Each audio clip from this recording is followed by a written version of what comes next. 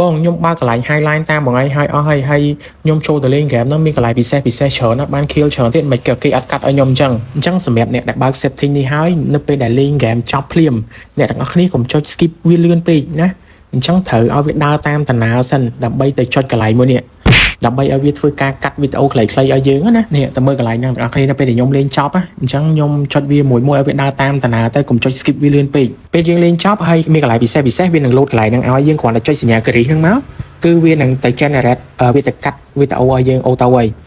អញ្ចឹងនៅពេលដែលចប់ហ្គេមភ្លាមយើងកុំចុចវាលឿនពេកហើយនេះគឺជាលទ្ធផលរបស់វាចេញ7ម៉ោង5ម៉ោង6ម៉ោងអីអាហ្នឹងមកពីអ៊ីនធឺណិតរបស់អ្នកទាំងអស់គ្នា slow ទេហើយមួយទៀតបើសិនជាវាចេញវីដេអូ generate file អាហ្នឹងមកពីអ៊ីនធឺណិតទី1អ៊ីនធឺណិត slow ទី2ទូរស័ព្ទរបស់អ្នកទាំងអស់គ្នាហ្នឹងពេញ memory អញ្ចឹងទៅ clear វីដេអូឬក៏រូបថតដែល